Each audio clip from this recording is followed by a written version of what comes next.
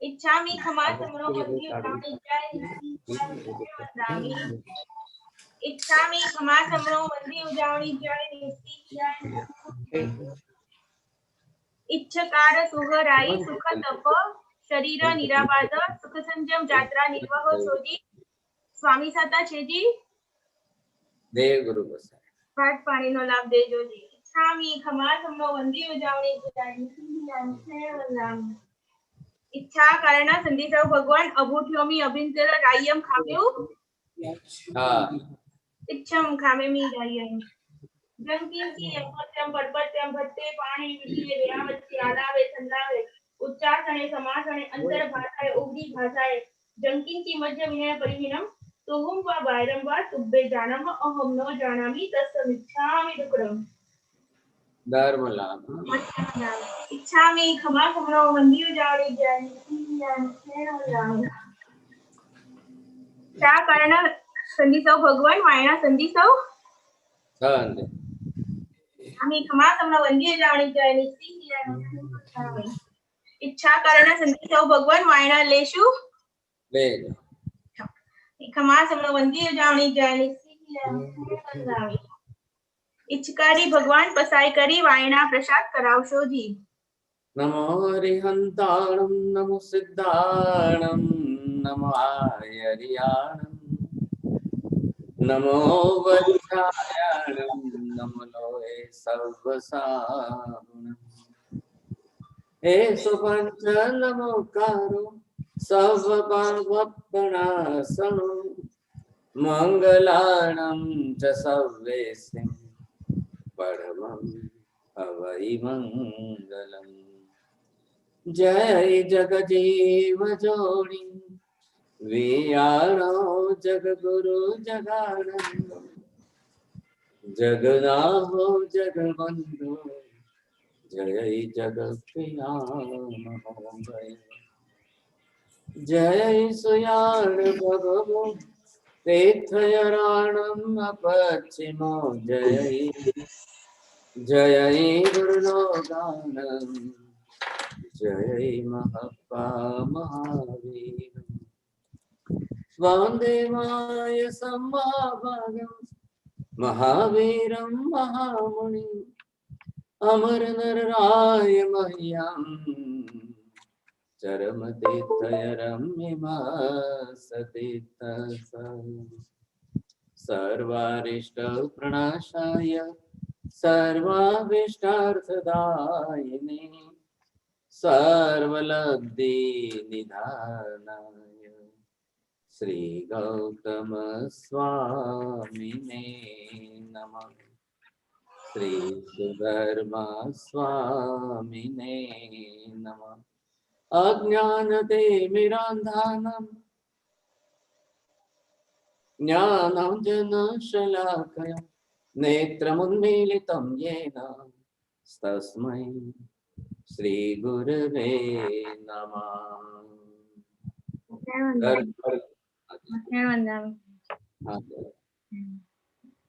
आज हम जो विषय लेकर के चल रहे हैं उसमें यहाँ पर मुख्य केंद्र में आत्मा का स्वरूप भी है, कर्म का स्वरूप भी है। जो प्रयोग नवकार के जाप का है, उस नवकार की साधना करने के लिए आधारभूत जो विषय लिया गया है, उस विषय का नाम यहाँ पर शुभ कर्म पुण्य है। और शुभ पुण्य कर्म का उपार्जन करते हुए हमें नवकार महामंत्र का स्मरण करना है। अब इधर आप देखेंगे, पहले हमने आत्मा का चित्र असंख्य प्रदेशात्मक बनाया गया है। अब ये बात निश्चित है, अप्रदेशी कोई द्रव्य ही नहीं है। जो भी द्रव्य है वे सब प्रदेशी द्रव्य ही है। बोलिए सुशील जी, क्या बोले मैंने?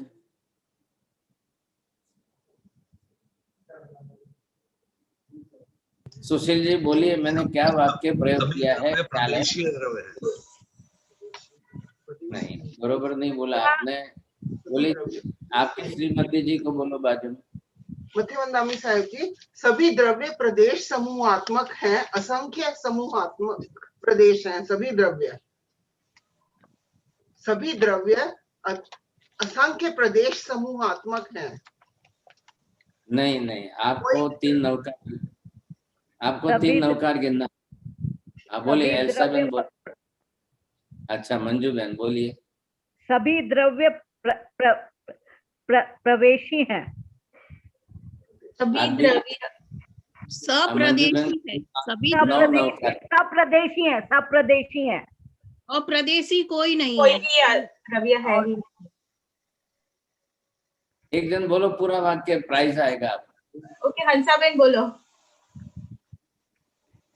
ओके, सभी आत्मा सप्रदेशी ही है, अप्रदेशी नहीं है। नौकार गिनिए आप। बोलो एल्सा बहन।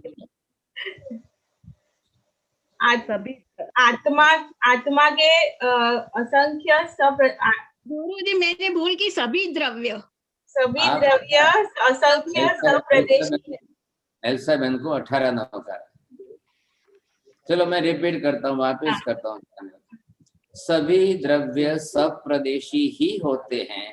सप्रदेशी को ही द्रव्य कहा जाता है। अप्रदेशी कोई द्रव्य होता ही नहीं। बोलिए सुशील जी, अब बोलिए। सभी द्रव्य प्रदेशीय होते हैं, सप्रदेशीय होते हैं। हाँ, सभी द्रव्य सप्रदेशीय होते हैं। अप्रदेशीय कोई द्रव्य होता ही नहीं और उसको जीव कहा ही नहीं जाता। आप आगे का क्यों बोला? तीन नौकार गिनो। आगे का वाक्य बोलना ही नहीं आपको। एक और एक दो ही तो वाक्य होते हैं, फिर क्यों अलग से बढ़ा रहे हैं? बोलिए कांति भाई, बोल के बताइए आप। प्रदेशी, सब द्रव्य सब प्रदेशी होते हैं। अप्रदेशी कोई द्रव्य होता ही नहीं। अब बात आ गई बरोबर। सब प्रदेशी, जो भी द्रव्य है वे सब प्रदेशी है। जो सब प्रदेशी है वही द्रव्य है। अप्रदेशी द्रव्य ही नहीं होता है। नहीं ये वाक्य, तीन वाक्य आपको बरोबर लिख लेना है। प्रवीण जी आप लिख के रखिए, ताकि इधर उधर शब्द गड़बड़ नहीं होनी चाहिए। अब ये मैंने चित्र बनाया, ये क्या बनाया? सब प्रदेशी द्रव्य का चित्र है। अभी ऐसा चित्र जो बना है वह आत्म द्रव्य है। हम दूसरे आकार में बनाएंगे, धर्मास्तिकाय बन जाएंगे, वो भी सब प्रदेशी द्रव्य ही है। अब यहाँ पर आप देखेंगे आत्मा है। अब आत्मा के हिसाब से हमने विभाजन क्या किया है? आपको सबके लिए द्रव्यों की एक संख्या और संख्या का गणित बैठा करके आप देखेंगे, ये ख्याल आ जाएगा। सबसे पहली बात, यहाँ पर संख्या कितने प्रकार की है? ये है संख्यात शब्द है। दूसरा ये शब्द जो है असंख्यात है। और ये तीसरा जो है अनंत है।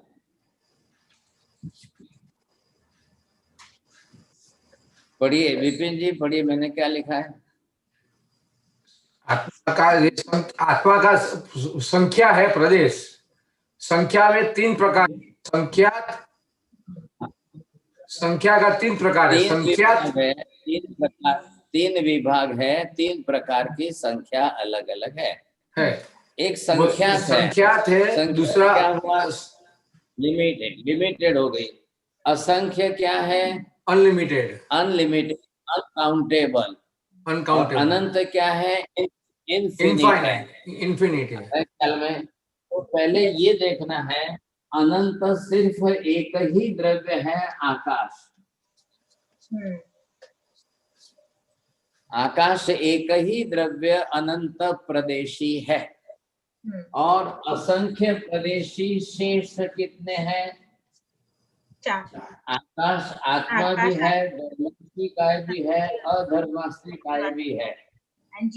हाँ, और ये जो है पुद्गल संख्यात वाला भी है, पुद्गल असंख्य प्रदेशी भी है, और पुद्गल अनंत प्रदेशी भी। ओके, अब बरोबर बोलिए, तीनों समझ करके बोलिए। नीता बेन,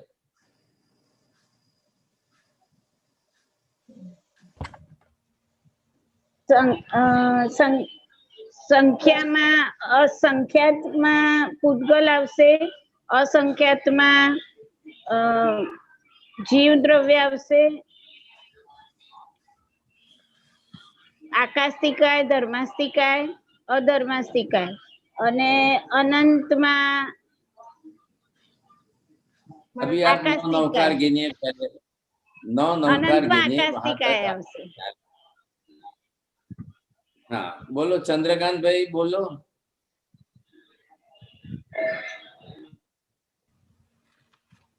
नहीं, कुशल शाह बोलेंगे. राजेश शाह. સંખ્યાના 3 પ્રકાર છે, સંખ્યાત, અસંખ્યાત અને અનંત. हाँ અનંતમાં ફક્ત આકાશ અનંત છે, અસંખ્યાતમાં 3 છે, આત્મા, ધર્માસ્તિકાય, અધર્માસ્તિકાય અને સંખ્યાતમાં પૂતગલ, અસંખ્યાતમાં પૂતગલ અને અનંતમાં પણ પૂતગલ. हाँ अब आप ध्यान रखिए, तीनों में आपको क्या ख्याल आना चाहिए. अनंत प्रदेशी आकाश एक द्रव्य है, अनंत प्रदेशी पुद्गल भी द्रव्य. आकाश एक ही द्रव्य है, धर्मास्ति का एक ही द्रव्य है, अधर्मास्ति का एक ही द्रव्य है. आत्मा अनंत है, पुद्गल अनंत है. अब उनके प्रदेशों की रचना की संख्या चल रही है. द्रव्य रचना में संख्या के हिसाब से एक एक बताया मैंने, और यहाँ पर चल रही अब उन द्रव्यों के प्रदेशों की संख्या. तो वो प्रदेश की संख्या के अंदर आत्मा के प्रदेश असंख्य ही है, अनंत कभी नहीं बोलेंगे. धर्मास्तिकाय के प्रदेश असंख्य ही है, अनंत कभी नहीं बोलेंगे. अधर्मास्तिकाय के प्रदेश असंख्य ही है, संख्यात भी नहीं बोलेंगे, अनंत भी नहीं बोलेंगे. पहले ये समझिए, संख्या का भेद बहुत बड़ी बात है. आप कोई गलती मत करना, नहीं तो आप कहेंगे कि भाई असंख्य और अनंत सब एक ही है, एक सरीखा है, ये कोई फर्क नहीं है. ऐसा उल्टा सुल्टा मत करना. यह निर्धारित और निश्चित ही शब्द है, आप शब्द बदल नहीं सकेंगे. बरोबर हो गया. अब इसके अंदर ये द्रव्य कौन सा है? આત્મા. आत्मा द्रव्य. आत्मा द्रव्य के ये प्रदेश, अब इसकी बात करिए, ये हमने बनाए हैं यहाँ पर प्रदेश. तो आत्मा के प्रदेश कितने हुए? અસંખ્યાત. असंख्य ही हुए. हाँ, ये जो है आत्मा के असंख्य प्रदेश हुए. अब ध्यान रखिए, कार्बन वर्गणा के पुद्गल परमाणु जो आएंगे वो पुद्गल के हैं. तो पुद्गल मैंने यहाँ पर ये दिया है. अब पुद्गल के परमाणु बने, परमाणु से वर्गणा बने, और ये वर्गणा के अंदर ये कार्बन वर्गणा जो है, अब ये कार्बन वर्गणा जो आएगी तो उसके परमाणु कितने हैं? अनंत है. एक स्कंद बन गया कार्बन वर्गणा, एक पुद्गल का पिंड बन गया, उसके अंदर परमाणु अनंत है. एक बार आत्मा कर्म बांधती है तो अनंत परमाणु कार्बन वर्गणा के ग्रहण करती है. बोलिए शब्द बरोबर बोलिए. कलाबेन बोलेंगे? नहीं. हाँ कलाबेन बोलो, बोलू है तो बोलो. नहीं, जस्ट अभी ज्वाइन करा मैंने. अच्छा धन्यवाद. चलो प्रवीण जी, क्या बोला मैंने?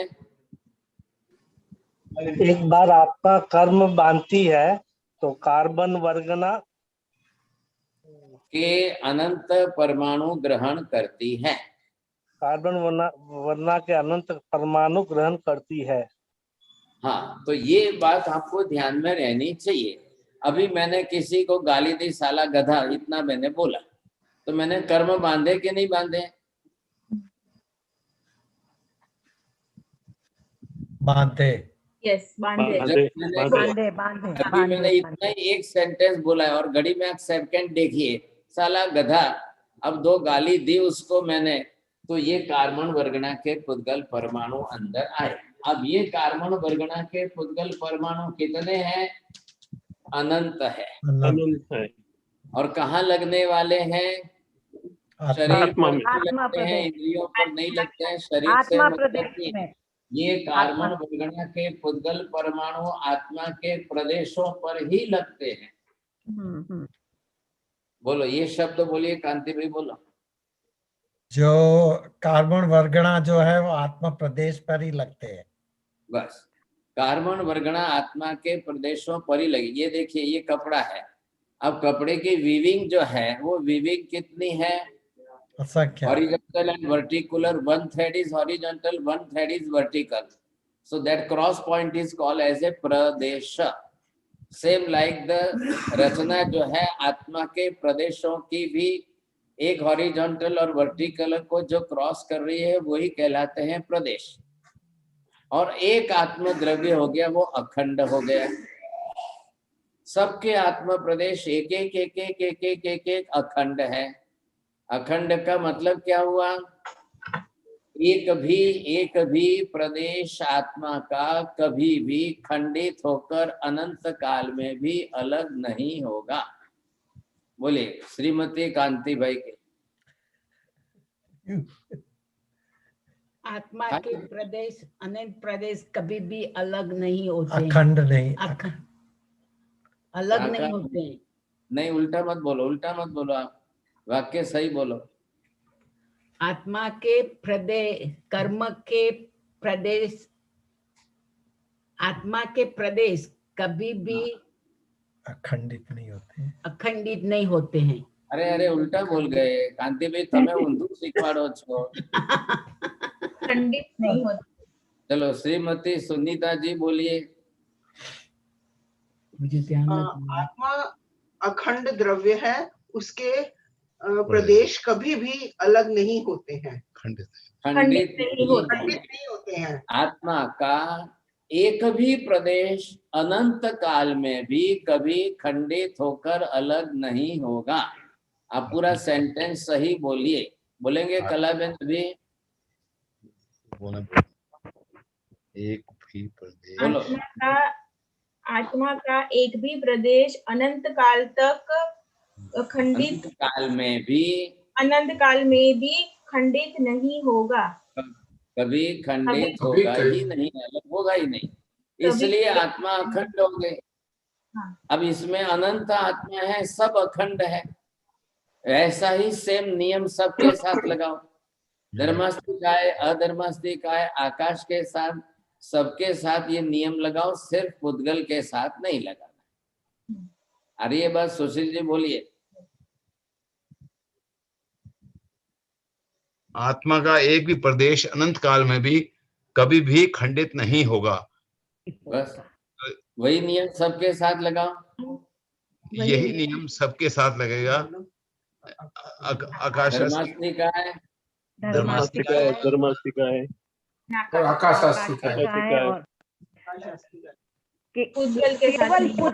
केवल पुद्गल के लिए नहीं होगा। केवल पुद्गल के लिए प्रदेश खंडित होकर अलग होंगे। पुद्गल अखंड नहीं है, पुद्गल खंड वाला है। पुद्गल के सिवाय चारों द्रव्य अखंड द्रव्य है। बरोबर हो गई बात। अब इसमें प्रदेश संख्या, ये नियम सबके लिए हो गया। संसार की अनंत आत्माएं असंख्य प्रदेशात्मक पिंड स्वरूप ही है। बोलो अंसाबेन बोलो। संसार की आत्माएं अनंत आत्माएं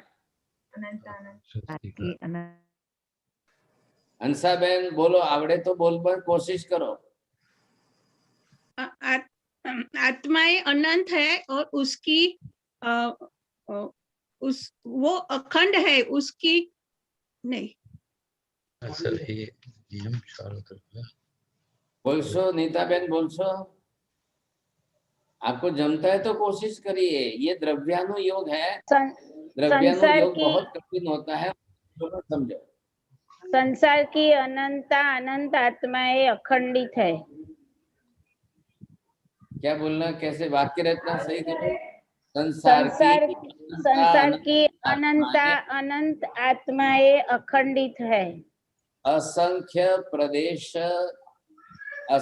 प्रदेशी है, अखंड प्रदेशी है।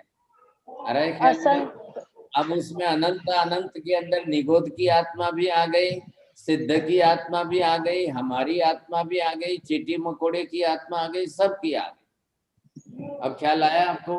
अब असंख्य प्रदेशी है, भले ही वो अनंत बार नरक में जाए, हाथ पैर कटे, तो भी एक प्रदेश भी उसका खंडित होने वाला नहीं। बात पूरी हो गई। एक आत्मा एक अखंड स्कंद बन गया, उसका छोटा पोर्शन ये देश हो गया, और एक प्रदेश जो है वो उसका प्रदेश हो गया। अब चौथा भेद क्यों नहीं किया है? वो सिर्फ पुद्गल में ही होता है। आया ख्याल में आपको? अब क्या होगा, हर समय कार्बन वर्गणा के पुद्गल परमाणु तो आएंगे। इधर देखिए, कार्बन वर्गणा के पुद्गल परमाणु अच्छे हैं कि खराब है कांति भाई?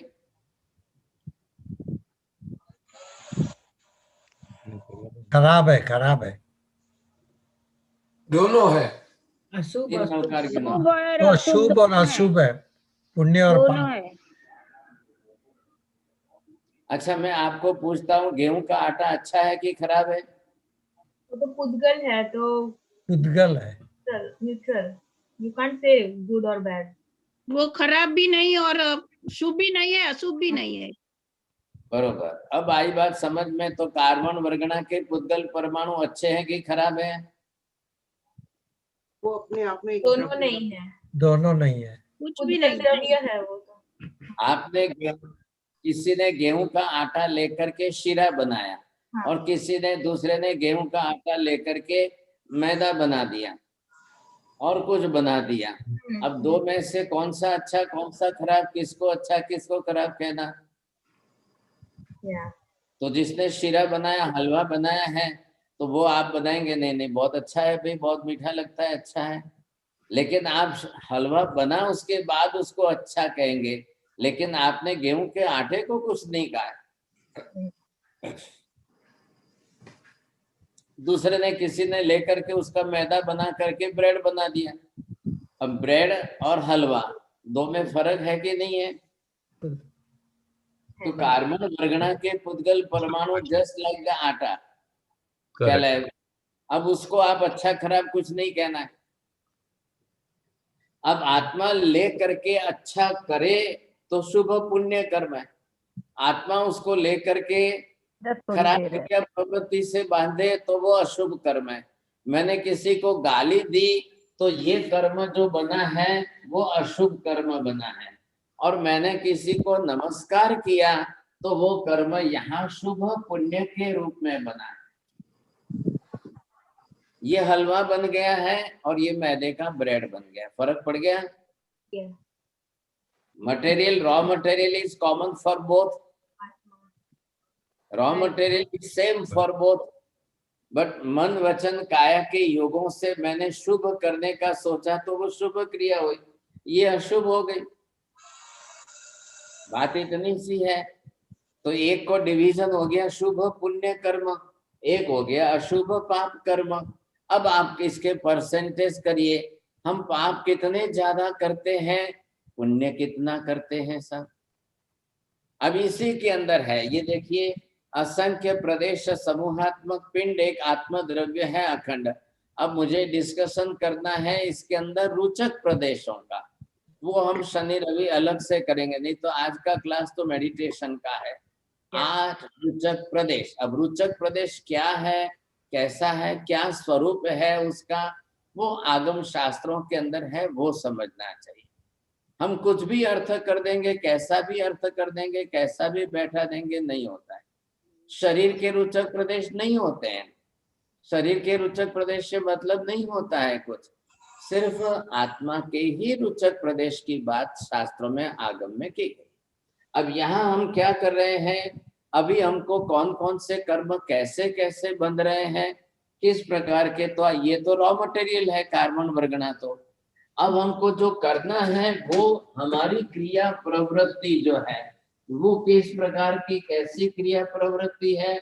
अब हम ये शुभ भी करेंगे तो ये भी तीनों योग से करेंगे, मन से, वचन से, काया।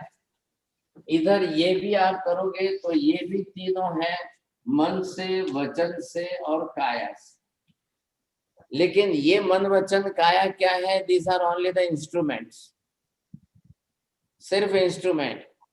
करने के लिए आत्मा जब करेगी तो वो राग द्वेष से करेगी, और राग द्वेष में कैसे भाव परिणाम किसके कैसे होते हैं उस हिसाब से करेंगे। आपको ये देखना है।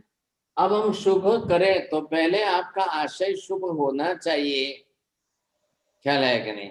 आशय शुभ हो तो आप क्रिया करेंगे तो शुभ होगा, आशय अशुभ होगा तो मन वचन काया से आप अशुभ क्रिया करेंगे। मन वचन काया जड़ साधन है, इनका कोई लेना देना नहीं है। कर्ता कौन है अंदर? आत्मा। अंदर कर्ता चेतन आत्मा है, करने वाला आत्मा है। इसलिए मन को भी कर्म नहीं बनता है, वचन को भी नहीं बनता है, काया को भी नहीं लगता है। सिर्फ किसको लगता है? आत्मा को। आत्मा को। और ये कार्बन वर्गणा आई। अब ये आत्मा के प्रदेश है, अब इन प्रदेशों पर ही ये कर्म लगने वाले हैं। अब इन प्रदेशों के अंदर जो लगेंगे, जैसे लगेंगे, जितने लगेंगे। अब लोगों के पास पाप प्रवृत्ति करने के लिए कितने प्रकार के पाप हैं?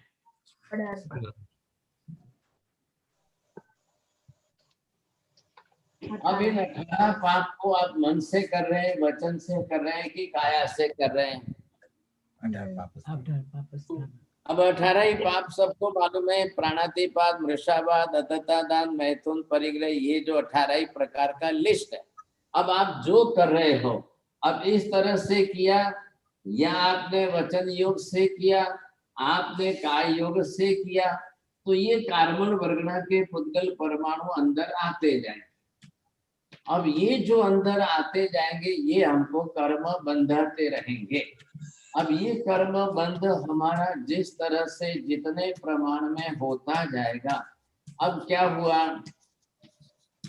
अब ये कर्म बंद होते होते हमारी आत्मा पर कितने कर्म बंधे? अनंत। अनंत। सब में अनंत शब्द मत लाई। बीजो कलर से चौकना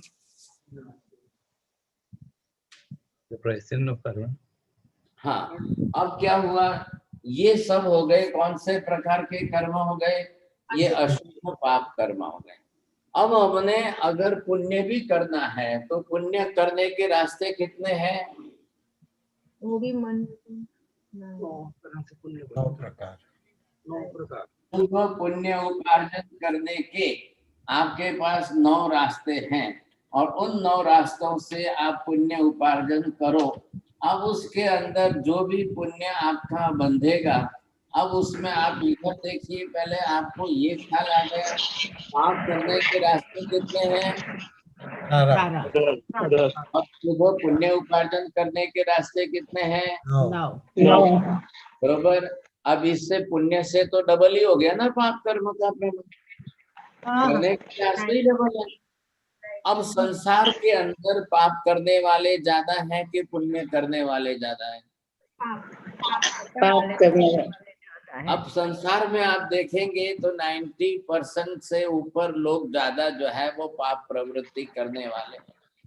अब बचे 10% के अंदर शुभ पुण्य उपार्जन करने वाले जो भी आए। अब जिन्होंने पाप कर्म उपार्जन किया है, अब इसका विपाक उदय तो हो गई, उदय होगा तब अशुभ कर्म भी भुगतने तो पड़ेंगे। तो ये कर्म आपको अशुभ पाप कर्म जब उदय में आएगा, अब इस उदय को आप जब भोगेंगे तब क्या होगा? दुख आएगा ही आएगा। अब ये दुख आते आते दुख भी आएगा, दारिद्र्य भी आएगा, दौर्भाग्य भी आएगा, विघ्न आएगा, संकट आएंगे, दुख जो है अनेक तरीके से आने ही वाला है। जिसने जिसने अशुभ पाप कर्म किए हैं उनको दुख आएगा, दुख आएगा, दारिद्र्य आएगा, दुर्भाग्य आएगा, दुर्गति होगी, सब कुछ होगा। जैन धर्म के नियम में क्या है? भगवान सुख दुख देने वाले नहीं है। अशुभ कर्म और शुभ कर्म उदय में आकर सुख दुख देते हैं। बोलेंगे आप? कलाबेन बोलो। जैन धर्म के अनुसार सुख दुख उसकी आत्मा पे लगे हुए उसके अकॉर्डिंगली ही आते हैं। और यह किसी के द्वारा दिए हुए नहीं होते। बोलो काश्मीरा बेन काश्मीर थी आवे છે. बोलो મ્યુટમાં છો કાશ્મીરાબેન. મ્યુટ છે તમારું કાશ્મીરાબેન. મ્યુટમાં છો તમે, મ્યુટમાં. કાશ્મીરા બેન છે राजेश भाई शाह बोले के બોલો હા બોલું છું. આપણા દ્વારા કરેલા શુભ અને અશુભ કર્મ જ આપણને સુખ દુઃખ આપે છે. ભગવાન કા તીર્થંકર પરમાત્મા કોઈ પણ આપણને આવા સુખ દુઃખ આપતા નથી. આપણા શુભ અને અશુભ કર્મ છે. તમને आखो काश्मीर गिफ्ट आती है. चलो अब आपको ये समझ में आ गया, कोई ईश्वर कोई भगवान कोई आपको सुख दुख देने वाले नहीं. कौन देने वाला है? हमने जो शुभ पुण्य कर्म किया है वो सुख देगा, अशुभ पाप कर्म किया है वो दुख देगा. आ रहा है बरोबर ख्याल में? बोलो चंद्रकांत भाई, बोलो प्रवीण भाई, बोलो.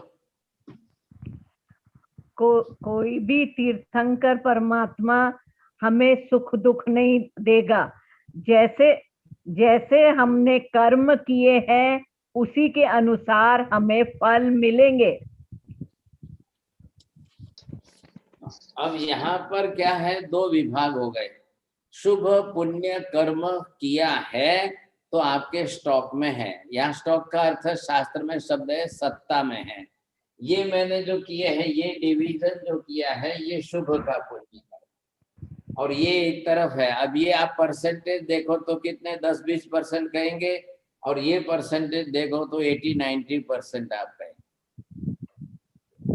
जो किया है, जैसा किया है, जब किया है, जिस जन्म में किया है, जिस काल में किया है, अब जो है वो आपके साथ है, हमारी आत्मा के साथ है. शरीर भले ही आपका जल जाए, शरीर भी जो है वो तो जड़ है. कर्म तो आपको आत्मा के साथ है. आप कल यहाँ से महाविदे जाओगे सिमंदर स्वामी के पास. कौन ले जाएगा? शुभ कर्म. हमारे शुभ कर्म, शुभ कर्म. पुण्य कर्म है तो आप महाविदे में जाएंगे. बोलो अब एटलांटा जाओ तो वॉशिंगटन जाओ तो डबल पुण्य छे के શું છે? ऐसा कुछ भी नहीं है. खबर नहीं. आपके कर्म के अनुसार सब कुछ है, कहीं भी रहो दुनिया में. लाचारी. अब आपको अशुभ कर्म और शुभ कर्म का हिसाब तो करना पड़ेगा ना. कांति भाई बोलो, कैलिफोर्निया तमने जे छे कयो कर्म लई जाए? अशुभ कर्म. अशुभ कर्म. अशुभ कर्म लई जाए. अब आप ये हिसाब कर लिया है, आपको ये देखना है हर व्यक्ति के जीवन में सुख कितने तरीके से आएगा. सुख आएगा, संपत्ति आएगी, संतति आएगी, समृद्धि आएगी, सदगति आएगी, स्वास्थ्य की अनुकूलता मिलेगी, सौभाग्य प्राप्त होगा, सुस्वर नाम कर्म होगा, शुभ गति होगी, सत्ता मिलेगी, संपत्ति मिलेगी, समृद्धि मिलेगी. ये सब पुण्य के उदय से है. और इसका अपोजिट आप इधर कर लो, अशुभ कर्म के कारण क्या है. अब ऐसे अशुभ कर्म के निमित्त आपके ख्याल में आ जाना चाहिए. अशुभ कर्म 18 पाप की प्रवृत्ति से बंधे. अब वो उदय में आएंगे तो कोई दुख देगा, कोई दुर्गति देगा, कोई दौर्भाग्य देगा, कोई अपयश देगा, कोई अपकीर्ति देगा, कोई अपमान देगा, कोई आपको जो है विघ्न देगा, कोई संकट देगा, कोई आपत्ति देगा. हर एक प्रकार से दुख दुर्गति मिलने के चांसेस अशुभ कर्म के कारण. अब मैं यहाँ पर 9 प्रकार के शुभ पुण्य कर्म का डिवीजन कर रहा हूँ, बरोबर. और उसके आधार पर हमको आज की साधना करनी है. तो आप फटाफट जो है 9 प्रकार पुण्य के लिखने ले लेना, लिख कर लेना, ताकि आपको ख्याल आ जाना चाहिए. अभी जो आज के जाप का प्रयोग है वो यहाँ पर आपको स्क्रीन पर दे रहे हैं और स्क्रीन से आपको सबको दिखाई देने चाहिए. साहब जी एक प्रश्न पूछूं? साहब जी साहब जी, जो ये कारमान वर्गना का रॉ मटेरियल है, इसमें कोई अंतर नहीं होता? मतलब हमारे जैसे भाव होंगे वैसा पुण्य या पाप बंधेगा? बरोबर है. आपने कोई भी रॉ मटेरियल, सीमेंट एक रॉ मटेरियल है, बोलिए अब सीमेंट से क्या बनाना, सीमेंट की रोटी बना के खाएंगे? सीमेंट तो उसे चुनाई के काम आएगा। सीमेंट की कोई रोटी बना के लड्डू बना के खाएंगे क्या? नहीं, नहीं खाएंगे। और कोई खा लेगा तो क्या होगा? उसको भुगतना पड़ेगा। सीमेंट अपने आप में रॉ मटेरियल है, न्यूट्रल है। अब आप उसका मिसयूज कर रहे हो कि सदुपयोग कर रहे हो? तो रॉ मटेरियल के रूप में यहाँ पर जो है कार्बन वर्गना के पुद्गल परमाणु है, उसी को लेकर कर्म बांधने हैं। अब आप शुभ बांधो कि अशुभ बांधो, रॉ मटेरियल तो एक ही है, एक ही रॉ मटेरियल लेकर के सबको बांधना है। अब आपने देखा पुण्य प्रकृति में सबसे टॉप क्लास की है तीर्थंकर नाम कर्म की, जिन नाम कर्म की सबसे ऊंची पुण्य प्रकृति है, उनको भी बांधना है। तो वो भी क्या लेंगे? रॉ मटेरियल में तो कार्बन वर्ग नहीं लेनी पड़ेगी, और तो कुछ है ही नहीं। कार्बन वर्गना के सिवाय आपको कर्म बांधने के लिए कोई भी अन्य रॉ मटेरियल नहीं है। बोलिए। कर्म बांधने के लिए कार्बन वर्गना के अलावा और कोई दूसरा रॉ मटेरियल नहीं है। बस सीधी बात हो गई। 8 प्रकार की वर्गना है, इनमें सबका अपना अपना स्वतंत्र अलग अलग काम है, वो सब अपने अपने अलग विभाग की है, सबसे वही बनने वाला है, दूसरा कुछ नहीं। एक वर्गना से दूसरी वर्गना का काम कभी होता ही नहीं है। तो साहब जी, बोलो चंद्रकांत भाई, बोलो। ये सब एक वर्गना से दूसरी वर्गना का काम होता ही नहीं है, जो जिस प्रकार की वर्गना वैसा ही कर्म बंधेगा। आपको अगर मनोवर्गना लेनी है तो मनोवर्गना से कर्म नहीं बंधेंगे। आपको तेजस वर्गना लेनी है तो उससे कर्म नहीं बंधेंगे। आपने औदारिक वर्गना ली तो शरीर ही बनेगा, और कुछ भी नहीं बन सकता है उसमें से। ये हमारे जो है दूसरे बहुत एपिसोड हैं जो द्रव्यानु योग के चले थे, तो आप सब एल्सा बहन को बोलना, उसकी लिंक आपको भेज देंगे, आप उसमें से एक बार स्टडी कर लेना। वो बेसिक स्टडी है द्रव्यानु योग की, तो जिसको इंटरेस्ट है वो करना उसमें से। ख्याल है? अभी आज हमारा क्लास जो है वो साधना का क्लास है, तो मैं थोड़ा आगे बढ़ता हूँ इसमें। ख्याल आ रहा है आपको? अब मैं यहाँ पर बात किसकी कर रहा हूँ? आपको शुभ पुण्य कर्म उपार्जन करने की। अब शुभ पुण्य उपार्जन करने के लिए आपको क्या क्या करना है? ये सबसे पहले आपने एक पुण्य कर लिया है, नमस्कार पुण्य।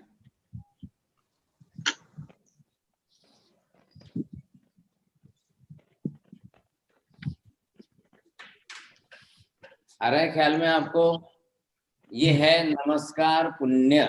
अब बाकी के 9 विभाग के 9 पुण्य अलग अलग आएंगे।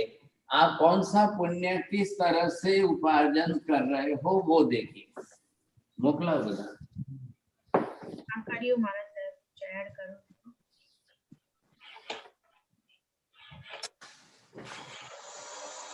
બધાને દેખાય છે? Yes. Okay, good. આખું નથી દેખાતું. Okay, let me do it. That's good. बराबर देखा है।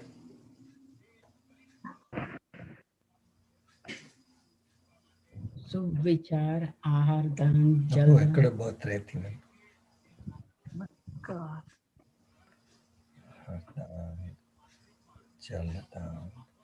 हाँ जी। अब जो शास्त्रों में आगमों के अंदर बात है कि जिसको भी पुण्य उपार्जन करना है उसको इन 9 प्रकारों का आचरण करना है। बरोबर आ गई बात? अब आप थोड़ा मोटू आपको एडवाइस। हाँ, अब ये आपको पहला प्रकार है कि आप किसी को आहार दान दे रहे हैं।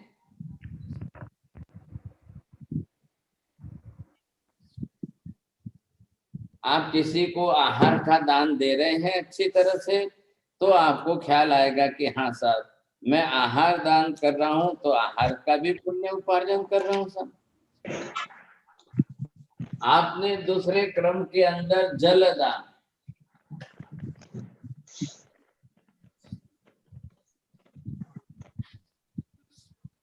कभी किसी प्यासे को पानी पिलाया है, जिसको भूखे को भोजन कराया, प्यासे को पानी पिलाया, दोनों पुण्य के प्रकार है। शुभ हेतु है, शुभ भाव है, शुभ क्रिया है। अब उसमें खाने में क्या है, पीने में क्या है, उससे मतलब नहीं है। जिस समय जिसकी रिक्वायरमेंट है, जिसको जिसकी आवश्यकता है, उस हिसाब से आपने कराया। तो ये भी आपको पुण्य उपार्जन कराने वाला है। आहार दान, जलदान भी आपको पुण्य उपार्जन कराने वाला है। अब आपने शायद किसी को जगह जमीन दी क्या?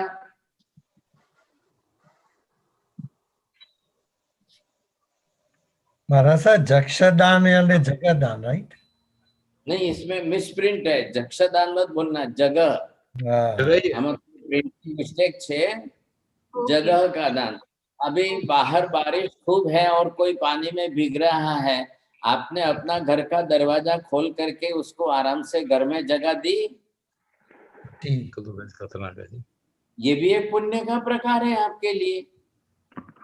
आपको ये ख्याल आना चाहिए। चलो, घर में लाने के बाद आपने उसको सोने, उठने, बैठने आदि किसी भी रूप में आपने उसको सहयोग किया। आप ये मत सोचिए मेरा घर खराब हो जाएगा। अरे भाई साहब, वो भीगा हुआ कपड़ा बारिश में भीग गया है, आपने अपने भाव तो सुधारे। आपने दरवाजा खोला, आइए आइए, आप अंदर आ जाओ, आप घर में आ जाओ। नहीं नहीं, आप यहाँ बैठिए। कुर्सी दी बैठने के लिए या सोने के लिए पलंग दिया, कुछ तो किया आपने, कुछ ना कुछ करके आपने दिया कि नहीं दिया। अब ये देखिए, पहले सबसे पहले अगर आपको पुण्य उपार्जन करना है तो पुण्य के अंदर जो है ये द्रव्य पुण्य है और ये कुछ आप भाव पुण्य के भी प्रकार है, जिसमें आपने द्रव्य साधन सामग्री ले करके दे करके पुण्य उपार्जन किया है, इसलिए उसको नाम दिया हमने द्रव्य पुण्य। अब यहाँ पर 5 वस्तु है जो हम द्रव्य के रूप में देंगे। अब उसमें क्या क्या आ रहा है? आपने आहार का दान दिया, किसी भूखे को भोजन कराया, प्यासे को पानी पिलाया, आवश्यकता वाले को जगह जमीन दे दी, घर में बुलाया, रहने के लिए दिया, आओ बैठो, आराम करो, आराम से सो जाइए, आराम से बैठिए। हमारे यहाँ पर संस्कार में ही दिए जाते हैं। कोई मेहमान आ गए कि पहले आप चेयर देते हो, आइए आइए बैठिए बैठिए। इतना तो कम से कम लौकिक व्यवहार में हर कोई कर सकता है, करने की ना नहीं, ये करना चाहिए, समझे कि नहीं। अब वो घर में आ गया तो आपने उसको कोई ऑल अदर एसेसरीज,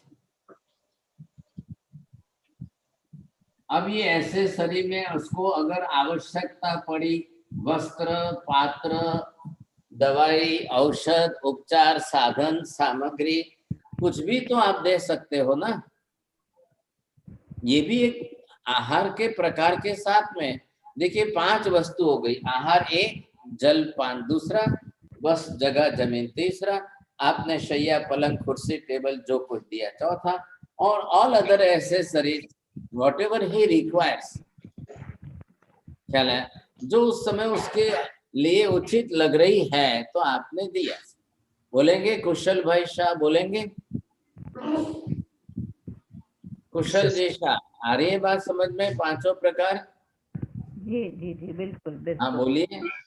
हाँ जी जी, पहले वो जलदान, सबसे पहले आहार दान, जलदान, जगह दान, शैया दान और एसेसरीज का दान दिया। हाँ, और अदर रिक्वायरमेंट जो उसके लिए आवश्यकता है, जिसके भी आवश्यकता पड़ रही है, वो हम साधन सामग्री सब इसमें इकट्ठा कर लेते हैं। अब आपके पास बचा है फिजिकली, कायिक जो है, आपने कायिक फिजिकली आपने कुछ सहयोग किया, सामने लेने गए, जाते टाइम सामने आप भेजने गए, आपने उनके लिए खुद आपने खड़े हुए, खड़े होकर सामने गए, कुछ तो आपने किया कि नहीं। कल आपके घर प्राइम मिनिस्टर आएंगे तो आप खड़े होंगे कि बैठे रहेंगे? खड़े होंगे। इट्स अ कॉमन सेंस है ना। चलो भाई, अब साधु साध्वी आपके अटलांटा में तो पॉसिबल नहीं है, वॉशिंगटन तो में कोई भी मेहमान आएंगे तब आप क्या करेंगे साथ? आप अपनी कुर्सी पर आराम से बैठे रहेंगे? अरे कम से कम गेट तक तो जाओ, कम से कम नीचे तो उतर के जाओ, लेने तो जाओ। That is your physical activity, what you are doing good for him, good for others, तो वो भी आपको पुण्य कराने वाला है। कायिक शुभ क्रिया जिसको हमने नाम दिया है, ये अब कोई 80-90 वर्ष की महिला है, अब आपने जाकर सामने जाकर उनके हाथ में से थैली ली, उनका हाथ पकड़ा, आइए आइए माता जी आइए पधारिए, और उनको हाथ पकड़ कर सपोर्ट करके आराम से लाकर बैठाया तो सही। ये क्या किया आपने? शुक्रिया। हाँ, ये कायिक फिजिकली उसके लिए आपने जो सहयोग करते बना किया। चलो फिजिकल हो गया, अब आपको वचन योग से वाचिक भाषा का उपयोग कुछ करना चाहिए कि नहीं? गुजराती में आओ पधारो, आओ पधारो, शब्दों का भी तो रिस्पेक्ट होता है कि नहीं होता है? वो भी तो जरूरी है कि नहीं? आप अपनी भाषा तो खराब नहीं करेंगे। हमारे यहाँ गुजराती में रिवाज है ना, आवतानी साथे केम छो, मजामा छो, सारू छे, आवो आवो पधारो, आवो आवो पधारो पधारो। What type of language you want to use?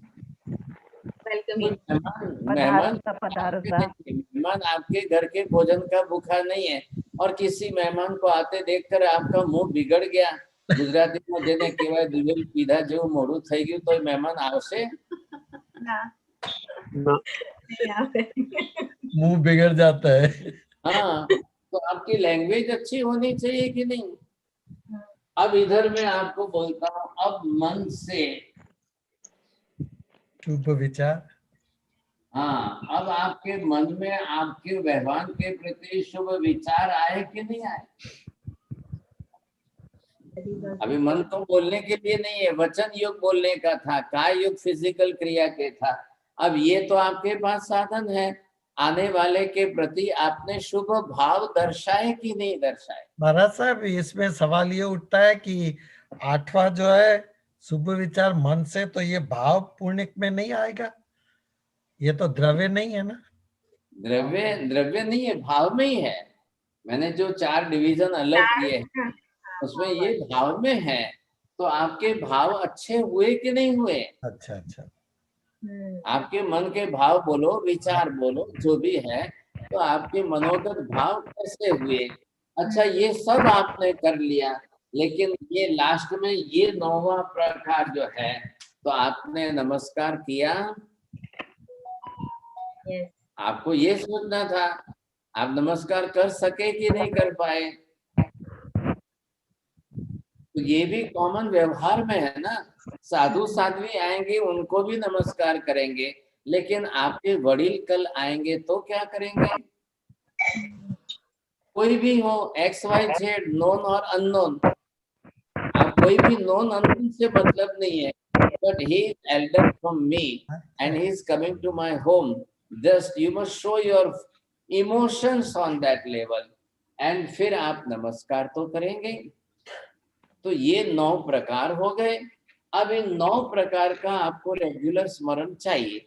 आपको महाविद्यालय में जाना है तो आपको ये पुण्य तो लेकर ही जाना पड़ेगा, बिना पुण्य के महाविद्यालय नहीं जा सकेंगे,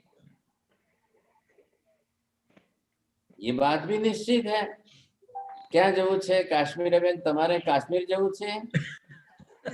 ના સાહેબ, મહાવિદ્ય જવું છે, મહાવિદ્ય જવું છે, મહાવિદ્ય જવું છે કે છે? મહાવિદ્ય જવું છે તો પછી મહાવિદ્ય જવું છે તો આ પુણ્ય ઉપાર્જન કરેલું રેડી જોઈએ, સ્ટોકમાં જોઈએ। આમાંનું બધું પુણ્ય તમારું ભેગું સ્ટોકમાં થશે તો મહાવિદ્ય જવું છે, नहीं तो પછી કાશ્મીર જ જવાશે। अब आप नक्की कर लो। इसलिए आपको यहाँ पर अब ये स्मरण करना है। करना क्या है आपको? एक नवकार, दूसरा नवकार, तीसरा नवकार, चौथा नवकार, पांचवा नवकार, छठा नवकार, सातवां नवकार, आठवां नवकार और नौवां नवकार। 9 नवकार आपको करें। अब मन में तो करना है, क्योंकि एक पहले तो आप आसन में स्थिर बैठ गए। एक आसन में जब आप जिस तरह से बैठ गए हैं वो स्थिर है, और ये आपके सामने चित्र आएगा। आप बरोबर एक एक पुण्य उपार्जन करने का स्मरण करेंगे। अब आप सोचेंगे एक सिमंदर स्वामी भगवान का आशीर्वाद मिले और मेरी कम से कम शुभ पुण्य उपार्जन करने की सद्बुद्धि बने। नहीं तो अनादिकाल से 18 पाप की प्रवृत्ति की मेंटालिटी, मानसिकता तो बनी हुई है।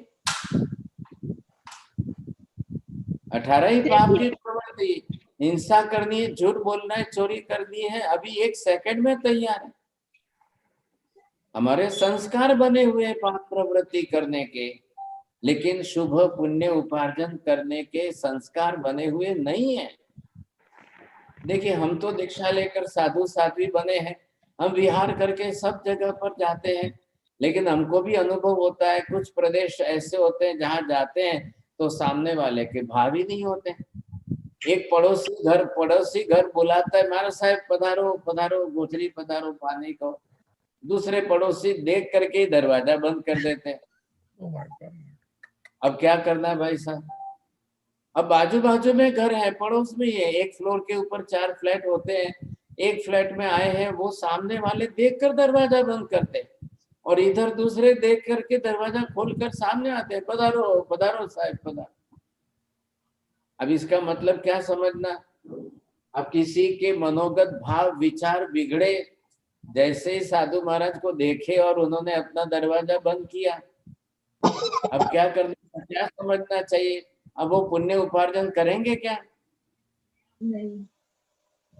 नहीं करेंगे। इधर दूसरा घर जो था, जिन्होंने सामने से बुलाए महाराज साहब को, यद्यपि घर में रसोई तैयार नहीं थी, लेकिन उनके भाव बहुत ऊंचे थे, तो वो सामने गए, कायिक क्रिया शुभ की, वचन योग से भाषा शुभ बोली, नमस्कार किया, नहीं महाराज साहब पधारो, नहीं महाराज साहब पधारो। क्या अब महाराज साहब को अंदर घर में तो लेकर के आए गए, लेकिन बोले महाराज साहब गोत्री रसोई तो कुछ नहीं बनी है। तो उन्होंने, श्रीमती जी श्राविका थी, उन्होंने कहा नहीं नहीं महाराज साहब, आप ये 2 बादाम तो ले लो, कम से कम 2 बादाम को आप हमारे घर में पैर रखा है, खाली नहीं जाएंगे, आप 2 बादाम ले लो। बोलिए, अब उन्होंने भले ही 2 बादाम बहराई या नहीं बहराई, रसोई नहीं थी, तो उनको भाव तो अच्छे हुए, अपने कायिक वाचिक विचारना अच्छी की, अपनी कायिक क्रिया की, नमस्कार किया। अब 9 में से उन्होंने कितना, 5 प्रकार का पुण्य तो आराम से उपार्जन कर लिया। 9 में से 5 में प्लस हो गया, 4 में माइनस रहा, ठीक है। अब आप पूरे दिन में हमेशा देखिए आपका 9 का उपयोग कब होता है, कब कम ज्यादा होता है, कब नहीं होता है, कहाँ होता है? बोलो हंसाबेन, તમારા ઘરે રોજ તમે 9 પ્રકારનું પુણ્ય ઉપાર્જન કરી લો છો?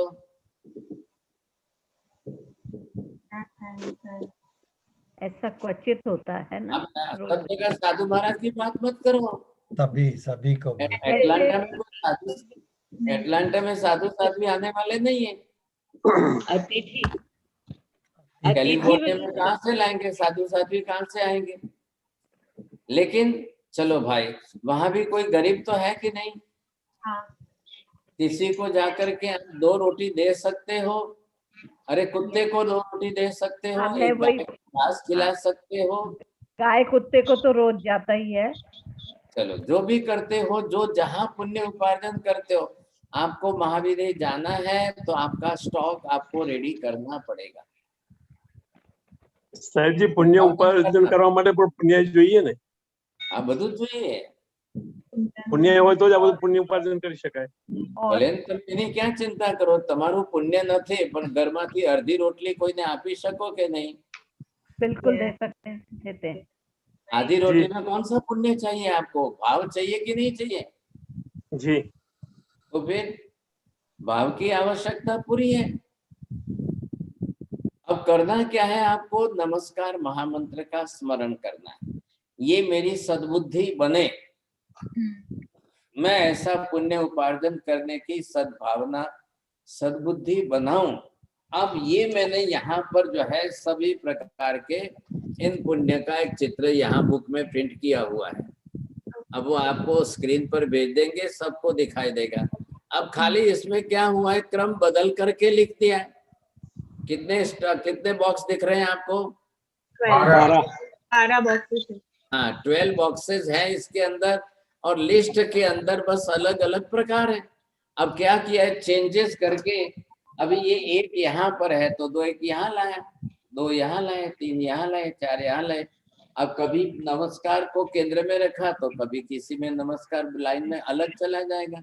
12 बॉक्स बनाए हैं और आपको सिर्फ एक नवकार, दूसरा नवकार, तीसरा नवकार, चौथा नवकार मन में बोलना है। जीभ तो हिलानी नहीं है, होठ हिलाने नहीं है, फिजिकली आपको मूवमेंट्स करनी नहीं है। एक आसन में आप स्थिर बैठ गए हैं, अब एक आसन में स्थिर बैठ करके आपने जीभ हिलानी बंद की, होठ हिलाने बंद किए। दृष्टि आपको इस चित्र के सामने रखनी है। आपको एक एक पुण्य का प्रकार याद आ जाएगा और मेरी वैसी सद्बुद्धि बने, मेरे भाव बने वैसे कि मैं शुभ पुण्य उपार्जन रोज कर सकूं। अब मन में आप नवकार चलेंगे साथ। नवकार गिनते गिनते कितने हो गए? 9 हो गए। आप बरोबर गिनते जा रहे हैं, मन में 9 नवकार हुए। चलिए साहब, 9 नवकार हो गए। दूसरा बॉक्स लीजिए, आप दूसरे बॉक्स में फिर 9 नवकार गिनिए। फिर आप तीसरा बॉक्स लीजिए, तीसरे बॉक्स में फिर 9 नवकार गिनिए। चौथा बॉक्स लीजिए, चौथे बॉक्स में फिर 9 नवकार गिनिए। ऐसे ही आपको करते जाना है। तो आप करते करते कितने हो जाएंगे? ये 12 बॉक्स है और 9 नवकार गिनते गिनते कितने हो जाएंगे? 108। और हर टाइम उसी शुभ पुण्य का स्मरण रखना है। मेरी सद्बुद्धि बने, सद्भाव बने, मेरे रेगुलर स्मरण रखिए बरोबर मन में। और ये 12 बॉक्स आपके सामने है। अब इसका चित्र आपको भेज देता हूं मैं। अब इन 12 ही प्रकार के बॉक्स में सब 9 ही स्मरण पुण्य के प्रकार है, खाली उसका क्रम बदल करके घुमाया है। अब उस हिसाब से आप जब जाप करते जाएंगे, बरोबर आपको जाप करते करते टाइम थोड़ा लगेगा ज्यादा। एक सामयिक लेकर के बैठना है, सामयिक लेकर के बैठ करके पुण्य का स्मरण करते हुए मन में नवकार गिनते जाइए। एक भी बाहर का विचार नहीं आएगा, मन इधर उधर नहीं जाएगा, आंख इधर उधर बाहर देखेगी नहीं किसी को। डायग्राम चित्र आपके सामने है, मेथड सीधी सिंपल है। भाव बनाते जाइए। हे भगवान, मेरे ऐसे भाव परिणाम तो बने, कह रहा है, मेरे ऐसे भाव परिणाम बने। विचारों को बिगाड़िए मत, आप अपने भावों को खराब मत करिए, अपनी लैंग्वेज कभी खराब मत करिए और अपनी फिजिकल एक्टिविटी कभी बिगाड़िए मत। बस यही तो आवश्यकता है। नहीं बिगाड़ दिया आपने तो अशुभ कर्म का बंद हो जाएगा। पाप कर्म सामने आएगा तो पाप का उदय होगा, तो पाप के उदय से तो दुख दारिद्र्य आएगा ही आएगा।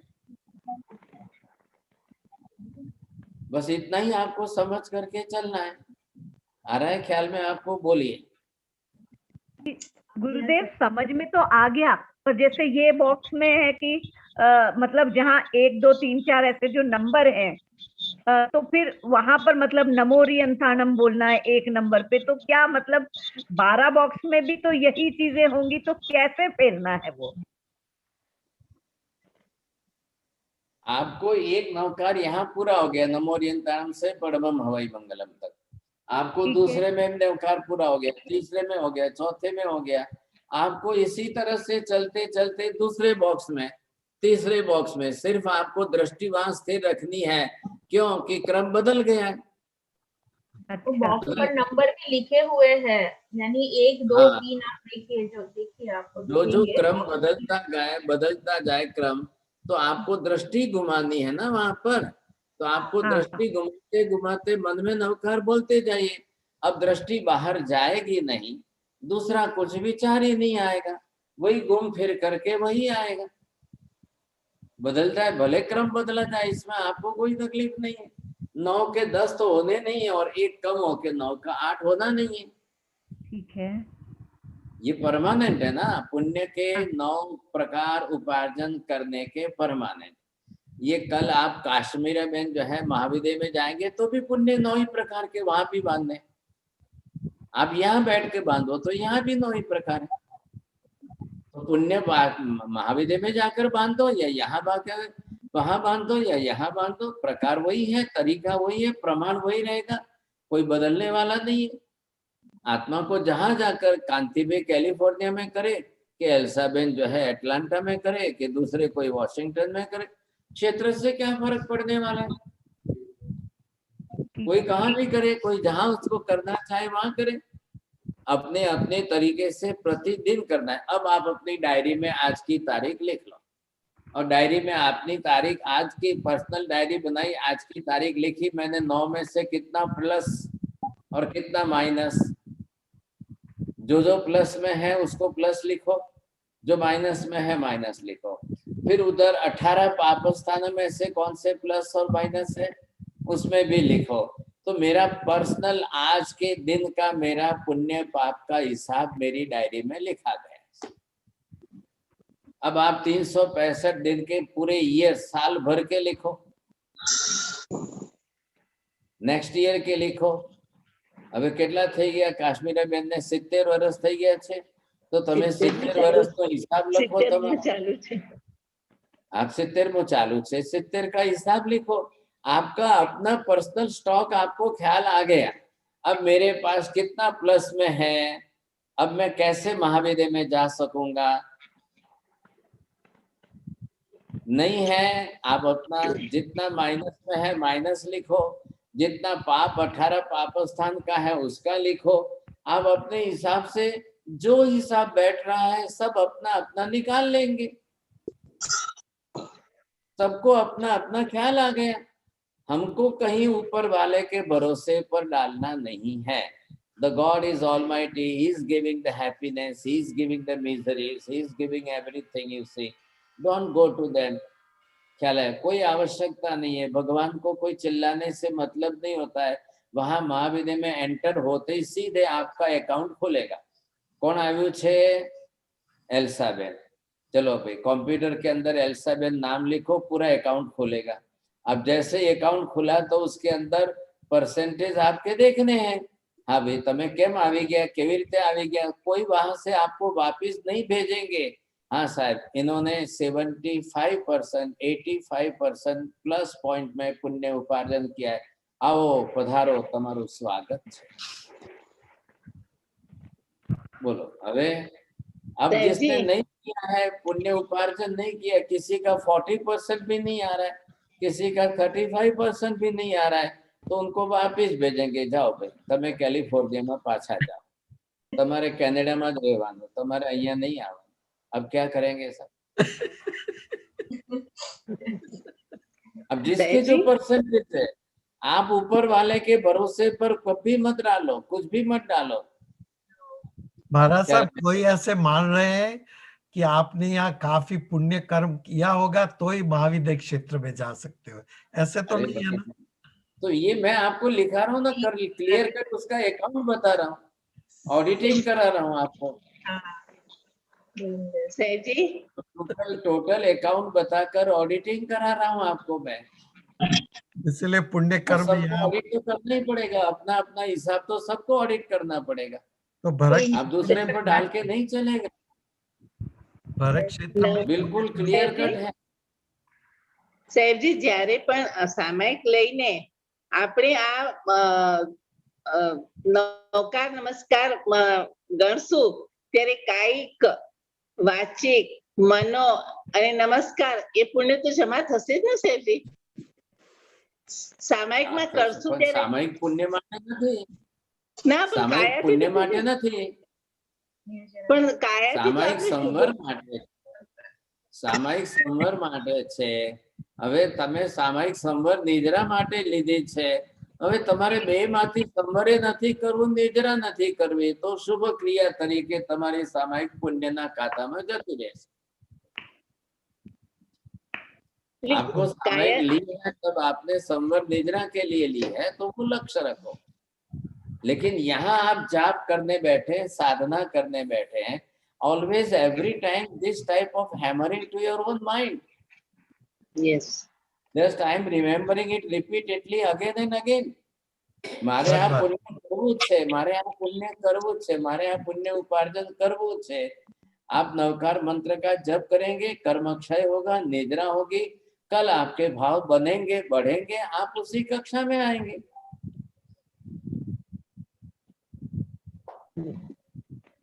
साहिब जी अगर समझ में आती है, क्लियर कर रहे हैं. Yes. साहिब जी अगर हम लोग अगर तपस्या करते हैं तो वो किस में आता है साहिब जी? तपस्या निजरा में है, तपस्या पुण्य के खाते में नहीं जाती है. आप उसको ऐसा मत करिए, जो जिसके लिए है वो पर्टिकुलर उसी के लिए है. सामायिक पुण्य के लिए नहीं है, सामायिक निद्रा के लिए नहीं है, सामायिक संवर के लिए. अब सामायिक का रिजल्ट आपका निद्रा में आ रहा है तो निद्रा में जाएंगे. आ रहा है ख्याल में आपको? लेकिन आपने दान दिया तो वो पुण्य के खाते में जाएगी. आपने इसमें से आहार दान दिया, जल दान दिया, आपने एक भी दान दिया है तो वो शुभ खाते में जाके पुण्य उपार्जन कराएगी. पहले भी मैंने आपको सिखाया था, बताया था, थोड़ा सा आपको ख्याल हो तो आप समझ सकेंगे. ये निकालो. हाँ. अब आपको ये देखना है कि धर्म कितने प्रकार का है. अब धर्म को आप देखेंगे तो एक प्रकार आपके लिए ये है पुण्य उपार्जक धर्म. ये दूसरा यहाँ पर आया, ये है संवर कारक धर्म. ये तीसरा प्रकार जो है निद्रा कारक, और ये चौथा प्रकार आया वो मोक्ष लक्ष्मी. बोलो, पढ़िए, आप बरोबर पढ़िए. कलाबेन वाँचो, बोलो बोर्ड में. नहीं, धर्म कितने प्रकार का है हमारे? तो पहला है पुण्य कारक, दूसरा संवर के लिए, तीसरा निर्जरा के लिए, और चौथा मोक्ष प्राप्ति के लिए करते हैं. बरोबर. अब सबके प्रकार के अर्थ अलग अलग है. ये जो आप कर रहे हैं ये शुभ पुण्य कारक है. ये शुभ पुण्य कारक होने के कारण अब ये आप अगर धर्म किया है तो ये उदय में आता तो आपको सुख संपत्ति देगा. ये धर्म किस लिए है? ये नए आश्रम को रोकने के लिए है. आ रहा है ख्याल में? आपको नया आश्रम रोकना है. इसमें नया पाप रोकना है. आपको झूठ भी नहीं बोलना है, चोरी भी नहीं करनी है, आपको हिंसा भी नहीं करनी है. ये पाप रोकने के लिए तो सामयिक लेकर बैठे आप, तो ये कुछ भी नहीं करेगा, रोकना है. इधर ये कौन सा है? ये निद्रा का है. हाँ, अब इसमें आपने जो भी तप त्याग किया वो आपको निद्रा के लिए ले जाएगा. अब इसमें आप 12 ही प्रकार का जो भी आप तप करेंगे वो सब कर्म क्षय कारक निद्रा का है. अब आपने अपने लिए मोक्ष प्राप्ति सम्यक दर्शन के भाव परिणाम बनाए तो वो परिणति आपके मोक्ष लक्ष्य है, जो अभी हमारा विषय सैटरडे संडे का चल रहा है उसके हिसाब. तो आप इसमें से कौन सा धर्म रोज कर रहे हैं? रोज एक सामायिक कर रहे हैं तो संवर हो रहा है. रोज अगर आंबिल एकादशना बेसना उपवास कुछ भी कर रहे हैं, स्वाध्याय भी कर रहे हैं तो निद्रा हो रही है. और रोज अगर आप कुछ दान कर रहे हैं तो पुण्य भी उपार्जन हो रहा है. अब आप अपने अपने अकाउंट में लिखिए. साथ सबको अपना अपना अकाउंट लिखना है. क्या है आज कितना, किसमें कितना के, just like one businessman person who is on the shop, every day he is writing his own account, what plus and minus, how much I earn today, you see. तो वो बरोबर उसको ख्याल रहता है.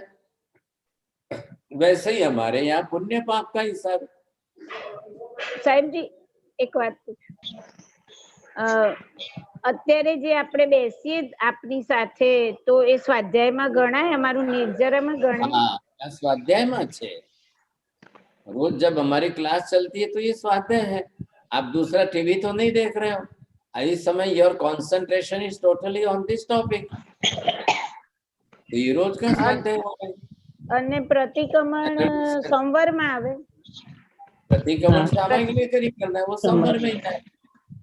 प्रतिक्रमण एंड सामायिक बोथ कम्स इन सम। और अगर हम खुद से ही पढ़ रहे हैं अच्छी किताबें, धर्म की किताबें, तो वो पुण्य। आप अगर कोई शुभ पुण्य जनरल अच्छी पुस्तक पढ़ रहे हो, आपके विचार खराब नहीं हो रहा, तो वो पुण्य के खाते में जाएगा। नहीं तो आप जो है स्वाध्याय का नेजरा के रूप में कर रहे हो स्वाध्याय, तो वो कर्म क्षय कराएगा। अब ये तो रोज के लिए, सबके लिए आप अपना अपना पर्सनली करके प्लस माइनस में रोज लिखो, आपका हिसाब बरोबर बैठना चाहिए बस। महाराज साहब, धर्म की किताब या न तत्व या अक्षर द्रव्य की ज्ञान की आराधना करें तो वो संवर पुण्य में नहीं आएगा जो सामायिक में बैठ। स्वाध्याय आपका नेजरा में जाना चाहिए। स्वाध्याय को लक्षित बनाओ कि मैं नेजरा कर रहा हूँ। पुण्य से 10 गुना बड़ा है नेजरा। पुण्य तो बिल्कुल बेसिक है, छोटा सा, लेकिन नेजरा भगवान ने अष्टप्रकारी का धर्म। अगर आप स्टेप बाय स्टेप देखने लगे तो एक से दूसरा ज्यादा बड़ा है, समझे। भगवान ની અષ્ટપ્રકારી પૂજા શેમાં આવે સાહેબજી? પુણ્ય તત્વમાં આવે। आपने पुण्य उपार्जन किया है, अब इसके बाद आगे बढ़िए। आप सेकंड स्टेज में आएंगे, ये संवर धर्म आपका बड़ा है। अब इससे आप आगे निकले तो ये नेजरा धर्म भी बड़ा है। अब मोक्ष के लिए आप जाएंगे तब सबसे लक्ष्य में अंतिम लक्ष्य आपका मोक्ष का है। तो अब आप क्या उपार्जन कर रहे हो, इधर तक ही हो। अगर आप पुण्य उपार्जन कर रहे हो, ये 30% पर आया, अब आगे बढ़िए। अगर आप संवर में आए तो ये 60% पर आ रहा है। अगर आप नेजरा पर आए तो ये 90% पर आ रहा है। अब लास्ट में बचा क्या? अगर आपके मोक्ष के भाव परिणाम बने तो और परमात्मा ની ભક્તિ અષ્ટપ્રકારી પૂજા શેમાં આવે સાહેબજી? मोक्ष प्राप्त करने वाले हैं 10% भी मिलेंगे कि नहीं मिलेंगे? કોનું નામ લખો? કાંતિભાઈ એકલાનું નામ લખો મોક્ષમાં। सबको जानेगा साहिब जी, कि ग्रुप पूरा जाएगा, ग्रुप पूरा जाएगा। एक्टिविटी में मोक्ष किसको याद आता है, किसके भाव बनते हैं? अगर मैंने लिख दिया 10%, लेकिन 1% भी लिखूं तो उसमें 1% में किसका नंबर आएगा? आपका। गुरुदेव, कांति भाई जैसे लोग और आप जैसे लोग जब जहाँ होंगे सबको लेके जाएंगे ना। जिसके भी भाव परिणाम मोक्ष लक्ष्य बने तब की बात है ना। नहीं बनेंगे तो ये निजरा के बन रहे हैं, संवर के बन रहे हैं, नहीं तो पुण्य के बन रहे हैं। अब आपको मोक्ष महाविद्या में ले जाने वाला पुण्य है। महाविद्या में संवर से नहीं, निजरा से नहीं जाएंगे, पुण्य से जाएंगे। तो वहां जरूर है पुण्य उपार्जन करने की। जी, फिर वो पाप और पुण्य के बंधन से मुक्ति करना हो तो किसी भी प्रकार का बंधन ही नहीं। तो है आपके सामने रास्ते हैं। तो पहले लक्ष्य बना लो। एक सामयिक लेने के पहले आपने लक्ष्य बनाया कि मैं नेजरा के लिए ही कर रहा हूँ, फिर वहां दूसरी बात नहीं आएगी बीच में। तो मोक्ष लेकिन जब आप कोई बंधन ही नहीं होता। गाय को खिलाने जाते हो, जब रास्ते पर कबूतर को चना डालने जाते हो, तो वहां ये मत बोलो कि नहीं नहीं नहीं नहीं नहीं मैंने तो मोक्ष के लिए किया है, मैं निद्रा कर रहा हूँ। अरे कबूतर को एक मुट्ठी चना डाल रहे हो तो आपने पुण्य उपार्जन किया। आपने अगर आज किसी को पानी पिलाया है तो समय आने पर कोई आपको पानी पिलाएगा। आज किसी पुरुष को आपने भोजन कराया है तो शायद आपके टाइम पर कोई आपको मिलेगा सामने से। आज आपने अगर किसी के लिए कुछ नहीं किया है तो कल आपके टाइम पर आपको सामने से कौन आएगा करने के लिए, देने के लिए कौन आएगा? सही है। आप ये भी तो देखो ना, एक मेहमान आते हैं तो लोग स्टेशन लेने जाते हैं और कोई जाते हैं तो स्टेशन छोड़ने जाते हैं। वहां उनको 50 रुपए की प्लेटफॉर्म की टिकट लेनी है तो भी वो जाते हैं। और कोई आता है तो बोले, पूछते ही नहीं, તમે આવી જજો, તમે તમારી ટેક્સી થી સીધા ઘરે આવી જજો, એવું પણ બોલનારા છે। આપણે દેશી ગુજરાતીમાં કહીએ ને, સાહેબ અમે ગયા એમના ઘરે પણ અમારું તો કઈ ભાવે ના પૂછ્યો, અને બીજી લેંગ્વેજ કોઈ બોલે, સાહેબ અમે ગયા તો ચા પાણીનું પણ ન કીધું, અમે તો એમ તેમ પાછા આવ્યા, પછી આવીને હોટલમાં ચા પીધી। હવે શું એમને, तो ये तो सबको अनुभव होते हैं, कड़वे मीठे सब। तो चाय पानी में क्या 5-10 रुपए की चाय जाती है, लेकिन उनके भाव परिणाम बने कि नहीं बने, बस सवाल तो उस बात का है। आप कहीं पर भी अलग अलग देश में सब जगह जाइए, कभी अहमदाबाद गए कि नहीं गए आप? अहमदाबाद जाओगे तो वहाँ के कुछ आपका एक्सपीरियंस अलग होगा, बम्बई में आओ कुछ एक्सपीरियंस अलग होगा, आप दिल्ली में जाओ तो कुछ एक्सपीरियंस अलग होगा, किसी को कहाँ किसी को कहाँ, सबको अलग अलग एक्सपीरियंस होते हैं। अब सबके भाव परिणाम तो अलग अलग है, सबके भाव परिणाम एक तरीके तो नहीं होते। सही है। हाँ, अब हमारा आज का सब्जेक्ट ये है कि हमको पुण्य के 9 प्रकारों का स्मरण करते हुए 108 नवकार गिनना। आपकी जाप की मेथड आज हमारी ये है, ये लिखा हुआ है और ये मैटर भी है, गुजराती हिंदी दोनों में बुक ऑलरेडी पब्लिश्ड, तो आपको भेज देंगे, प्रिंटेड रेडी है, और ये आप बराबर जाप करना है।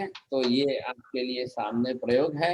फिर हमारा परसों सैटरडे है, ये संडे है, ये सैटरडे संडे के दिन वापिस हम क्लास के अंदर जो हमारा मिथ्यात्व का सम्यक दर्शन का जो चल रहा है, जरा आप होमवर्क करके रहिए और उसमें थोड़ा सा चिंतन मनन भी करिए।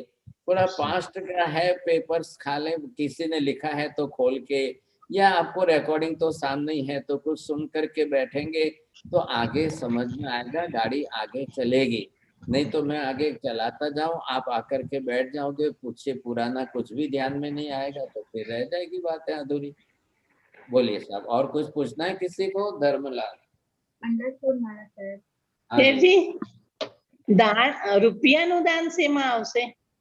બધું પુણ્યમાં જ આવશે। દાન તમે જે કર્યું, આ એસેસરીઝ લખી હતી કે નહીં?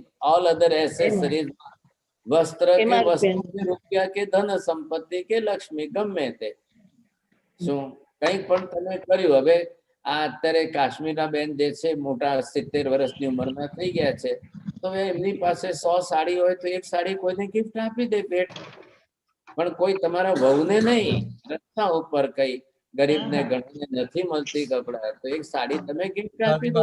सच बात है। हाँ, तो કંઈક તો પુણ્ય તો ઉપાર્જન કરશો ને। બધું તમારું પુણ્ય ભેગું કરી એનું લિસ્ટ લઈ પરસેન્ટેજ કાઢીને મહાવિદ્યાલયમાં જવા પહેલા પાસપોર્ટ તમારે દેખાડવું પડશે। आपको कहीं भी जाना है तो पासपोर्ट तो दिखाना ही पड़ेगा।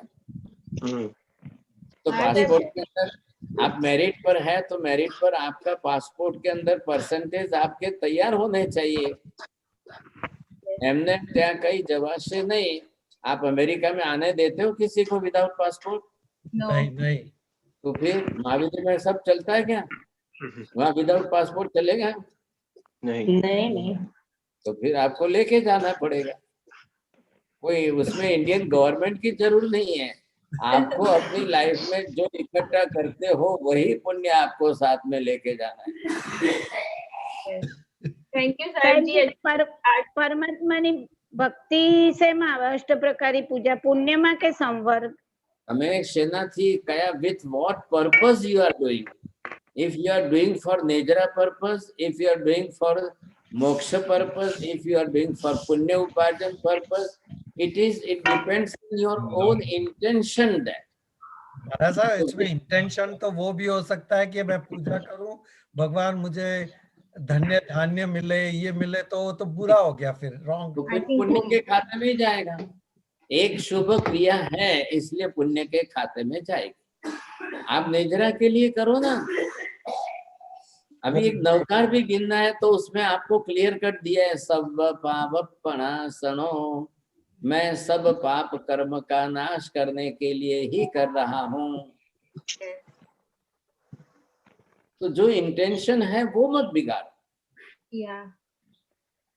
अभी always all the time all the intention is not equally. कभी कोई पालितना जाते हैं, कोई यात्रा के लिए जाते हैं, और some of the people those who are going to Palitana just they are saying we are the tourist person only to visit the Palitana, how that place is. नहीं नहीं बहुत अच्छा है, बहुत अच्छा है। नहीं हम तो देखने गए थे। और दूसरा बोलेगा हम दर्शन करने गए थे। तीसरा बोलेगा हम तो पूजा करना गए। चौथा बोलेगा हम यात्रा करने गए थे। पांचवा बोलेगा हम तो कर्म खपाने गए थे। छठा बोलेगा हम पाप धोने गए थे। Each and every person has their own individual ideas and intentions. तो पहले ये बनाओ, आपने माला हाथ में ली, पहले संकल्प करो कि मैं 108 नवकार गिनूं कि 216 गिनूं, बट ओनली फॉर सब पाप प्रणाशनो, मैं सब पाप कर्म का नाश करने के लिए ही कर रहा हूँ। मने सुख मले ने, संपत्ति मले ने, मारू माथु दुखतु मटे ने, मने कोरोना मटे ने, ये सब इंटेंशन आप लाओगे तो फिर वो आपके लिए कर्म निद्रा कारक नहीं बनेगा। लोग भक्तामर का उपयोग कर रहे हैं, कोई किसका नवकार का उपयोग कर रहे हैं, कोई शंखेश्वर पार्श्वनाथ के मंत्र का जाप कर रहे हैं, कोई उपसगरम का कर रहे हैं। Each and every person have their own individual ideas. Intention is also every time the different. अभी कोरोना के नाम पर लोग बोल रहे हैं भक्तामर से चमत्कार हो गया साहब। अब क्या करना उसका? तो आप उस स्टैंडर्ड को नीचे मत लाइए। Always all the time just only for the happiness and the misery, सुख दुख के लिए ही आप करते रहोगे, करते रहोगे तो आप कभी कर्म क्षय का लक्ष्य नहीं बना पाओगे। जो भक्तामर में लिखा है दलित पाप तमो वितानम, अब वो हेतु आपको पूरे भक्तामर में रखना है।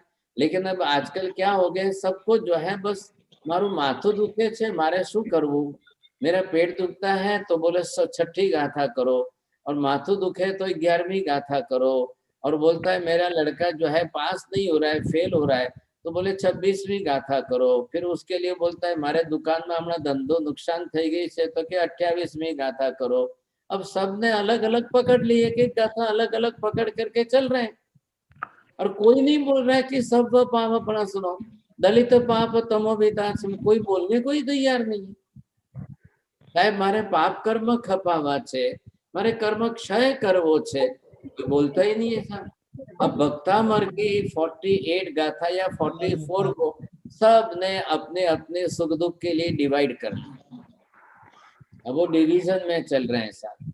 अब एक महिला आई, मेरी शादी हो गई, 20 साल हो गए, मेरे को कोई बेटा ही नहीं है, इश्यू नहीं है, अब उसको कौन सी गाथा देना? तो क्या आप 26वीं गाथा करते जाओ। अब वो 50 साल की हो गई, 26 की गाथा करती जाएगी, बेटा हो जाएगा उसको।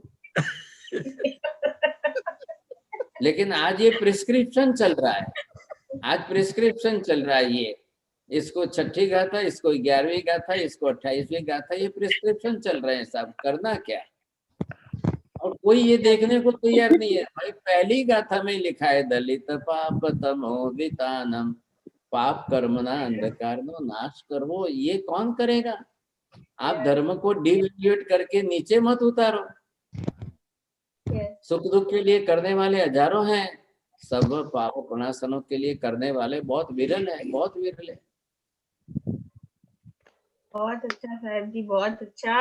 ये सब विपरीत मान्यता है जो अभी सही हो रही है। और एक और चीज जो आज बहुत टाइम से अंदर से हो रहा था कि कैसे पुण्य करे, क्या करे कि हम सिमंदर स्वामी के भगवान के पास जा सके, आपने वो भी रास्ता दिखा दिया हमें। खूब खूब अनुमोदना। पासपोर्ट दे दिया, पासपोर्ट दे, हाँ कैसे ले सकते हैं, रास्ता बता दिया पासपोर्ट लेने का। सबको अपना अपना बनाना है। पासपोर्ट लेने का रास्ता बता दिया जी मैंने कहा। अप्लाई करने का, अप्लाई करने का रास्ता। हाँ, मैं किसी को पासपोर्ट नहीं कर लिया, आपको बनाकर लेके जाना है, ये बात जरूरी है। मिथ्यात्व से हटके पुण्य करने का रास्ता आपने बताया, बहुत अच्छी तरह से, बहुत खूब अनुमोदना महाराज। का बाकी का और ले ले। नमो हरिहंताणं नमो सिद्धाणं नमो हरियाणं नमो वज्रायाणं नमो लोये सव्वसापुणम् एष पंच नमोकारो सर्व पाप प्रणाशनो मंगलानं च सव्येसिं परमं हवै मंगलम्।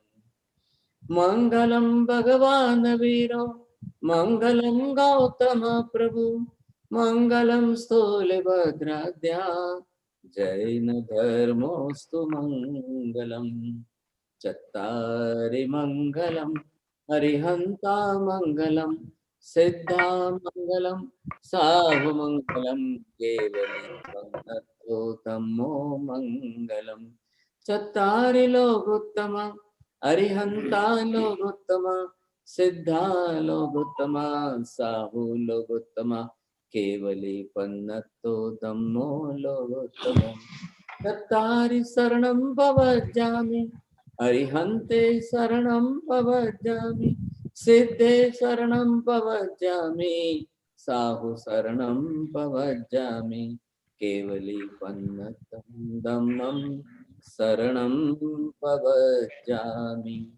सर्वमंगलमांगल्यं सर्वकल्याणकारणं प्रधानं सर्वधर्माणां जैनं जयति शासनम्। त्रिकाल वंदना साहेब जी। त्रिकाल वंदना साहेब जी। तातावर रहजो। सभी को जय जिनेंद्र।